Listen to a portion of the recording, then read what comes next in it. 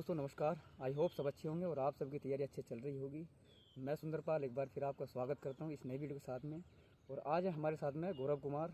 तो आज इनसे जानेंगे कि इन्होंने सिलेक्शन जो है कैसे लिया है और इनकी रैंक क्या थी और फिजिकल कैसे किया और किस तरीके से इनकी स्ट्रेटजी पढ़ने की। तो आज हमारे साथ में है गौरव कुमार। तो गौरव, अपना नाम और पूरा जो है एजुकेशन, रैंक और जो है सभी चीज़ बताएं। तो अपना नाम बताइए, नाम और एजुकेशन क्या रही है और जो है तैयारी किस तरीके से की है।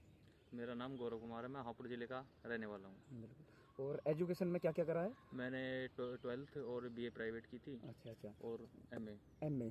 तो उसके बाद में तैयारी कब से शुरू करी? मैंने तैयारी तो 12th होने के बाद ही कर दी थी। अच्छा। तो मतलब ये जो है सेकंड था अटैम्प्ट जो है ना इसका दिल्ली पुलिस का? मेरा सेकंड अटैम्प्ट था, वो भी दिया था मैंने। तो पहले अटैम्प्ट में किस कारण रहे थे, तो उसका में क्या इंप्रूवमेंट करना पड़ा कि हाँ इसमें सिलेक्शन ले पाए और एक रैंक के साथ में? तब तो मेरे मार्क्स ज़्यादा ही कम थे। मेरे मार्क्स थे 40 मार्क्स थे। अच्छा 40 थे। फिर हाँ। उसके बाद में 74 तक का जो ये इतना ना मतलब इतना बड़ा सफर तय किया है, तो वो जो है ना मतलब जो किस तरीके से किया है? उसमें एग्जाम दिए, उनसे जो कमी रहेगी उनको उनमें सुधार किया। तो रैंक आपकी 1002 है? 1002 रैंक। और मार्क्स कितने थे? मेरे मार्क्स थे 74.8। अच्छा 74.8। तो तैयारी किस संस्थान से करी है, या फिर ऑनलाइन या फिर ऑफलाइन या फिर स्टडी सेल्फ ही करी है? तो किस तरीके, क्योंकि मेन मोटिव यही है जो है ना वीडियो बनाने का कि हम क्या फायदा दे सकते हैं बच्चों को जो हमसे देख रहे हैं। मैंने जो स्टार्टिंग में तो तैयारी, एक भैया थे हमारे गांव में, उनसे ही पढ़ा था। अच्छा। उसके बाद फिर मैंने और जो एग्ज़ाम दिया, दिल्ली पुलिस का एग्ज़ाम दिया, उसमें काफ़ी मार्क्स कमाए। फिर सोचा कि ये तैयारी करनी पड़ेगी और इसमें काफ़ी इम्प्रूवमेंट करना पड़ेगा। बिल्कुल। फिर मैंने ये एक जो सर हैं आदित्य रंजन सर, मैथ उनसे किया, ठीक। जिससे मुझको उसमें काफ़ी इम्प्रूवमेंट हुआ और मेरे उसमें मैथ में आउट आई। अच्छा मतलब जो है 15 में से 15 मार्क्स हाँ थे। हाँ हाँ। और रीजनिंग कहाँ से करी? रीजनिंग मैंने स्टार्टिंग में तो जैसे भैया ने कराई थी गांव में, उसके बाद फिर मैंने एक पीयूष सर का बैच ले लिया था। अच्छा। वो कंप्लीट किया। जी। फिर जो कमल झावड़ा सर हैं उनसे पढ़ा।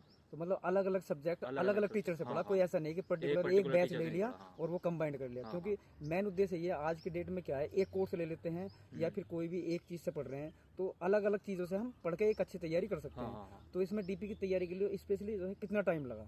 मैंने तैयारी तो काफ़ी पहले से थी मेरी, तो मैंने इम्प्रूवमेंट करता गया था। जीएस में वीक था मैं। अच्छा जीएस में काफ़ी वीक था। तो फिर इसमें कितने नंबर आए जीएस में? जैसे हम जो है ना सेशन वाइज जो है ना बात करते हैं, जैसे मैथ में और रीजनिंग में और जो कंप्यूटर में या फिर जीएस में? तो मेरे जीएस में थे 25 मार्क्स। अच्छा 25। कंप्यूटर में थे मेरे 7.5 मार्क्स। अच्छा। और रीजनिंग और मैथ में आउट ऑफ आउट, यानी कि 25 में से 25 रीजनिंग और जो 15 में से। और जीएस वीक होते हुए भी इन्होंने सिलेक्शन लिया और 74 मार्क्स के साथ में। तो बहुत ही बढ़िया रहा इनका। क्योंकि और जो आपका टाइम टेबल था और जो स्ट्रेटेजी थी, मेन चीज़ तो वही है कि हम किस तरीके से पढ़ें। क्योंकि आज का जो हमारे बिगिनर हैं वो सबसे ज़्यादा भटकाव है कि हम जो है तैयारी किस तरीके से करें। टाइम मैनेजमेंट नहीं हो पा रहा, सभी जो हमारे सब्जेक्ट हैं वो नहीं कवर हो पाते, या फिर सब्जेक्ट वाइज सब्जेक्ट जो है तैयारी करनी, या फिर 2-2 घंटे का हमें डिवाइडेशन करना है। तो हमें जो है ना किस तरीके से करा? ये टाइम तो हमें अपने आप ही निकालना पड़ेगा। जो है कि घर पे काम रहता है, तो मैंने लाइब्रेरी ज्वाइन की थी। घर पे पढ़ाई कम हो पाती थी, घर पे काम वगैरह, इसलिए लाइब्रेरी ज्वाइन की और उसमें मैंने काफ़ी टाइम लाइब्रेरी को दिया है। अच्छा काफ़ी टाइम लाइब्रेरी को दिया है। हाँ। तो लाइब्रेरी में जाके अपने मतलब एक टाइम जो है अपना डिवाइड कर लिया कि 2 घंटे मुझे मैथ करना है या फिर 3 घंटे मैथ करना है और 2 घंटे जीएस पढ़ने है। इस तरीके से डिवाइडेशन क्या होगा? मैथ में तो ये था कि जो टेस्ट है उस टेस्ट लगा लिया, जो वीक टॉपिक है। मेरा मोटिव था कि पहले टेस्ट लगाओ, टेस्ट लगाने के बाद जो हमारा वीक टॉपिक बचता है, जैसे कि हमारा सपोज मेंसुरेशन में हमारा क्वेश्चन नहीं हुआ, और उसको ये देखो कि किस वजह से क्वेश्चन नहीं हुआ। अच्छा। तो फिर जैसे जो हमारा चैप्टर वीक है उस पर फिर मैं उस पर काम करता था चैप्टर पे। अब फिर मॉक दिया अगले दिन, तो उसमें फिर देखो कौन सा चैप्टर से आपसे मार्क्स कट रहे हैं। जिस क्वेश्चन इसमें टेस्ट लगाने के बाद हमारे मार्क्स कटते थे, उस चैप्टर को मैं करता था। ठीक। और ऐसी रीजनिंग में था। तो सेम प्रोसीजर ये मैंने प्रोसीजर किया। और कंप्यूटर मैंने काफ़ी वो किया। तो बुक्स कौन कौन सी थी आपके पास में, या फिर ऑनलाइन ही जो है ना पूरी स्टडी की है, या फिर बुक्स के माध्यम से भी की है? मैंने जो ऑनलाइन पढ़ा था, जो सर वीडियो डालते थे वो पहले कोर्स कंप्लीट किया, और जो सर बीच में वीडियो डालते थे वो की। और जो एक दो वीडियो मैंने उनसे भी किया अभी जो आरवी रेवोल्यूशन से। अच्छा आरवी रेवोल्यूशन से। हाँ। तो इसमें मतलब बुक्स का भी अहम योगदान होगा। जैसे जीएस हमने करी है, तो जीएस में करते करते या तो लूसेंट हो या फिर जो है ना येलो बुक हो, कोई तो बुक होगी जो इससे अगर पढ़ा होगा तो। लूसेंट तो बोरिंग लगती थी, तो मैंने 1-2 बार कई बार यानी कि मैंने येलो बुक को ही कंप्लीट किया। अच्छा येलो बुक यानी कि 2 से 3 बार करा होगा, तब जाके वो इतना कवर हो पाया। बिल्कुल। अगर जो हम बात करते हैं स्पेशली कि हमने ऑनलाइन तो ज्यादा अभ्यास किया है, लेकिन बुक्स का भी सहारा लिया है, यानी कि बुक्स भी कंपलसरी हैं। बुक के बिना मैं कह रहा हूँ ये मार्क्स इंप्रूवमेंट नहीं हो सकते। इंप्रूवमेंट बुक में ये होता है अगर कोई टीचर पढ़ा भी रहा है तो 1-2 टॉपिक छोड़ देगा। आप ये देखिए कि उसने क्या टॉपिक छोड़ा है, आप उसको करिए, और ये देखिए कि पेपर में क्या आ रहा है, उसके हिसाब से पढ़िए। और प्रैक्टिस के लिए बुक भी कंपलसरी है। ठीक। तो अब हम बात करते हैं कि भाई जो नए बच्चे हैं जो अभी तैयारी करना स्टार्ट कर रहे हैं, तो उनको कैसे वे जो है तैयारी करें ताकि वो भी इसमें सिलेक्शन ले पाए, क्योंकि यहाँ कंपटीशन बहुत ज़्यादा रहता है दिल्ली पुलिस में। लगभग 35 से 40 लाख फॉर्म आने वाले हैं और 5-7 हज़ार वैकेंसी होंगी। उनमें सिलेक्शन कैसे लेना है? बहुत सारे कोर्सेज भी हैं, वे कोर्स भी ले रखे हैं बच्चे ने, लेकिन वो मतलब उनके साथ साथ में क्या उन्हें मतलब स्ट्रेटजी जो है ना अपनानी होगी, जो कि एक किताब हो या तो पर्टिकुलर मतलब उनके पास में, और क्या एक्स्ट्रा एफर्ट करें ताकि वो इसमें एक जो है ना जॉब अपनी सिक्योर कर सकें। पहले बिगनर्स के लिए तो यह है कि अपना पहले जल्दी से जल्दी सिलेबस कंप्लीट करें। जब सिलेबस कंप्लीट हो जाएगा तो बच्चे के पास ये रहेगा कि क्या टॉपिक वीक है, फिर उस पर काम कीजिए। फिर जो है सिलेबस कंप्लीट करते रहिए, साथ में मॉक दीजिए। जैसे हमारा सिलेबस कंप्लीट करना है, जैसे हमने सिलेबस कंप्लीट करते हैं, मैथ, रीजनिंग, जीएस और कंप्यूटर, ये हमारे पास जो है 4 सब्जेक्ट हैं। और इसमें हमें लगभग जो है कितना समय लग सकता है इस जो है ना सिलेबस कंप्लीट करने के लिए? अगर आप अच्छे से पढ़ते हो तो मैं कहता हूँ कि सिलेबस आपका 3 से 4 मंथ में कंप्लीट हो जाएगा। जो है 3 से 4 मंथ में। हाँ। तो 3 से 4 मंथ में तो इसका जो है ना सिलेबस कंप्लीट हो जाता है। फिर उसके बाद में रिवीजन बचता है उसका। रिवीजन बचता है। जो आपके टॉपिक्स रहेंगे, जो आपको लग रहा है कि इसमें मुझे कुछ करने की और आवश्यकता है या फिर कोई भी सवाल नहीं हो पा रहा है, तो उसे बार बार रिवीजन करने की आवश्यकता है, बार बार उसको प्रैक्टिस करने की आवश्यकता है। तो स्टैटिक्स जीके वगैरह कहाँ से करी थी? मैंने स्टैटिक जीके की थी तो मैं वीडियो देखता था। अच्छा, वीडियो किसकी? ये चैनल था स्टडी करके, और ये परमार सर वीडियो डालते अच्छा, थे। परमार सर और की। एक ये मेरठ के सर थे, उन्होंने वीडियो डाली थी, उन्होंने मेरी हेल्प किया। अच्छा अच्छा। और कंप्यूटर कहाँ से किया, जो इतने अच्छे मार्क्स आए, यानी कि 10 में 7 नंबर आपके थे?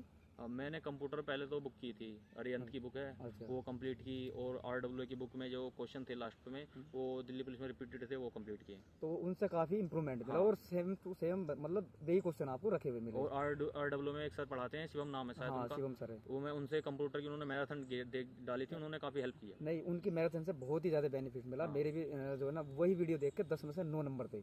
तो वो मतलब जो है काफ़ी अच्छी उनकी वीडियो क्लासेस हैं, तो उन्हें भी आप ले सकते हो। क्योंकि मेन मोटिव यही रहता है कि भाई हम सिलेक्शन कैसे लें। आजकल के भटका हो जाता है, क्योंकि हम ज़्यादातर लाइब्रेरी में बैठने के बाद में ऑनलाइन पढ़ रहे हैं, ना तो बुक्स से जो है प्रैक्टिस करते हैं और ना ही कुछ, सिर्फ ऑनलाइन पढ़ना है। और पेन पेपर पे भी हमने प्रैक्टिस करी ना भी करी तब भी हम ऐसे ही आ जाते हैं। तो मेन चीज़ है कि क्या संदेश मतलब होना चाहिए कि हाँ भाई मैं एक इम्प्रूवमेंट कर सकूँ, मैथ में भी अपनी स्पीड बढ़ा सकूँ और जल्द से जल्द ये चीज़ें जो है ना पूरी कवर कर सकूँ। मैथ में तो आपका ये है कि आपको प्रैक्टिस करनी पड़ेगी बुक से या PDF से, जैसा आपको कंफर्ट लगे। प्रैक्टिस करो, क्वेश्चनों को थ्रू बार बार उनको करो, जो नए नए टाइप हैं उनको करो एक बार कि कौन कौन से टाइप के क्वेश्चन बन सकते हैं। हाँ बिल्कुल। और ये है कुछ क्वेश्चन मैथ में ऐसे होते हैं टाइम लग सकता है ज़्यादा, पर ये आपको सब टाइप आनी चाहिए। और जब मॉक टेस्ट देते थे तो उसकी क्या स्ट्रेटजी होती थी? मॉक टेस्ट में जैसे हम ना कुछ हार्ड क्वेश्चन है तो उनको पहले स्किप करना है या फिर उन्हीं में लगे रहना है, तो किस तरीके से मॉक टेस्ट मॉक में मैं ऐसे करता था कि देखते ही पता चल जाता था कि जल्दी हो जाएगा। अब कोई लैंग्वेज वाला रीजनिंग का सवाल है, उसको मैं स्किप कर देता था कि बाद में करूँगा इसको। तो ऐसे ही मैं मॉक में पहले स्किप कर देता था जो लंबे क्वेश्चन है। बिल्कुल। और जो है एक बाजी क्वेश्चन ऐसा हो जाता है कि हम कर रहे हैं उसको आंसर नहीं आ पा रहा, उसको भी मैं कहता हूँ स्किप कर देना चाहिए। और क्योंकि वही स्ट्रेटजी फिर एग्जाम में अपना है, तो इसी वजह से आपको विद इन टाइम में और एक अच्छे मार्क्स के साथ में जो है ना आपने सिलेक्शन लिया है। तो इस सिलेक्शन के बाद में जो अभी मॉक टेस्ट थे उस दौरान जो मॉक टेस्ट में स्कोर कितना आता था? तो पहले तो जो है कम आता होगा, फिर उसमें धीरे धीरे इंप्रूवमेंट हुआ। मेरा स्कोर पहले तो मेरा ऐसा भी नहीं है कि ज़्यादा आता था, मेरा पहले RWA पे 40-45 भी आया हुआ है। बिल्कुल। और मैंने टेक्स्ट बुक पे 50, 55, 60, 70। उसके बाद में इतना इंक्रीमेंट, यानी कि जब आपने फाइनल एग्जाम दिया तो 74 मार्क्स आए। हाँ। बिल्कुल। मैं टेक्स्ट बुक पे ज़्यादा बिलीव करता था, मैंने टेक्स्ट बुक पे ही मॉक लगाए। अच्छा, टेक्स्ट बुक में और मॉक लगाने के बाद मैं उसको लिखता था कि रीजनिंग में आज इतने आए हैं, बिग टॉपिक ये हैं, और जो मुझ पे क्वेश्चन नहीं हुए उस टाइप के टॉपिक वे हैं, उनको लिखता था। बिल्कुल, मतलब एनालिसिस कंपलसरी है। यदि आपने मॉक टेस्ट लगा लिया और एनालिसिस नहीं किया तो उस मॉक लगाने का कोई बेनिफिट नहीं, कोई बेनिफिट नहीं है। उसका बेनिफिट आपको जो है तभी मिलेगा जब आपने उसका एनालिसिस भी किया, प्रॉपर एनालिसिस। हाँ, क्योंकि आपका कौन सा टॉपिक वीक है, कौन से आपके पास में क्वेश्चन नहीं हुआ, या फिर क्या कमी रही, या फिर एक इजी क्वेश्चन में आपका जो है ना जो भी कारण रहा क्यों गलत हुआ, उस पर भी ज़्यादा विचार करो उस पर। बिल्कुल। और जो तुम्हारे वीक टॉपिक है उसको करो, मॉक दो। मॉक पर बाकायदा पूरी मैं रैंक भी लिखता था, परसेंटाइल भी लिखता था कि इतना मेरा परसेंटाइल आई है और इतनी रैंक आई है, इतना इंप्रूवमेंट करना, इसमें ये टॉपिक रही है, ये मेरे इस गलती से नहीं हो पाए। पूरा मॉक को अच्छे से एनालिसिस कीजिए। तो लगभग जो हमारा सिलेबस है उसको 2 से 3 बार करना तो कंपलसरी है। उसके बाद हम एक अच्छे से मॉक टेस्ट या फिर अपनी प्रैक्टिस में लगे, 2 तो बार कम से कम सिलेबस होना चाहिए कंप्लीट। हाँ, एक बार पहले आप सिलेबस कंप्लीट कर लीजिए, फिर सिलेबस कंप्लीट होने के बाद आप मॉक चालू कर दीजिए। पर डे एक दीजिए, और प्लस रिवीजन उसका पर्टिकुलर। अब जो तुम्हारा वीक टॉपिक है उसमें आपको पता चलेगा, उसका रिवीजन करते रहिए बार बार, इससे आपका इंप्रूवमेंट हो जाएगा। इससे इसका और जो है ना फिजिकल के लिए फिर लगभग जो है कितना समय लगा फिजिकल की तैयारी के लिए? फिजिकल मेरा एग्जाम 24 का था। तो मैं उसके 1-2 दिन बाद ही मतलब एग्जाम दिया और अपना फिजिकल स्टार्ट, यानी कि पहले भी मतलब जो कुल मिला के फिजिकली एक्टिविटी पहले भी थी, यानी कि एग्जाम से मैंने पहले भी फिजिकल दिए थे कई, तो मुझे ऐसा था कि मैं कर लूंगा। अच्छा अच्छा कर लें। मेन थी मेरी जंप में दिक्कत थी। अच्छा, जंप ऐसे ही हाई जंप, लॉन्ग पहले जंप में? कोई फिजिकल ऐसा नहीं हुआ कि जिसमें जंप हो। ये पहला फिजिकल था, इससे पहले सीपीओ का था। ठीक। हाँ। जो आजकल के हमारे जो बिगिनर है उनको जैसे एप्लीकेशन फॉर्म वो जो है सबमिट करे तो अपना धीरे धीरे फिजिकल भी स्टार्ट कर दे, क्योंकि हाँ। फिजिकल के लिए ज़्यादा समय नहीं मिलता दिल्ली पुलिस में। आपके जैसे हमारे साथ में हुआ है कि उस तरफ हमारा जो है एग्ज़ाम हुआ और एग्ज़ाम का रिजल्ट आया, फिर तुरंत ही आप हमारे जो है ना फिजिकल स्टार्ट हो गए, तो जो काफ़ी कम समय मिलता है। तो आप जैसे एप्लीकेशन फॉर्म सबमिट करें वैसे ही अपना 1 घंटा फिजिकल के लिए देना स्टार्ट कर दीजिए। 1 घंटा नहीं तो ऐसा कि अल्टरनेटिव डे पे आप फिजिकल के लिए जा सकते हो, क्योंकि आप टाइम नहीं ज़्यादा दे पाते। हाँ, टाइम ज़्यादा नहीं दे पाते, और जो है ना फिजिकल भी थोड़ा स्टैंडर्ड हार्ड है। और लाइब्रेरी में बैठे बैठे हमारा थोड़ा बॉडी का ऐसा ही हो जाता है कि वेट बढ़ने लगता है, और फिजिकली ज़्यादा इन्वॉल्व नहीं होते तो फिजिकल में टाइम ज़्यादा लगता है एग्जाम देने के बाद, और इतना टाइम देती नहीं है। बिल्कुल। और जो है ना मेडिकल में कोई समस्या हुई हो, मेडिकल कहाँ हुआ था, मेडिकल के बारे मेरा में बात मेडिकल आईटीबीपी ने कराया था। अच्छा, आईटीबी में। तो वहाँ कोई ऐसी समस्या थी जो कि मेडिकल हार्ड हुआ हो, या फिर कोई जो है ना पॉइंट मिले हों किसी को कुछ ज़्यादा है,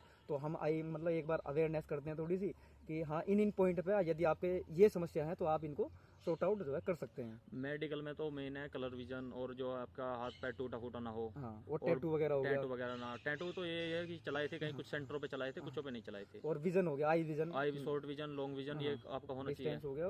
और तुम्हारी जिस हाथ से आप लिखते हो हाँ, वर्किंग आई, वो 6x6 की होनी चाहिए, वो 6x6 कंपलसरी है। और वो जो है ना लेफ्ट 6x9 की चल जाएगी। हाँ, 6x9 चल जाएगी। तो इतना फर्क होता था। और जो है ना आपकी पाइल्स वगैरह या फिर नोकनी वगैरह या फिर फ्लैट फुट वगैरह, हाइड्रोसिल वगैरह, तो इन पे भी कुछ बच्चे बाहर करे गए थे।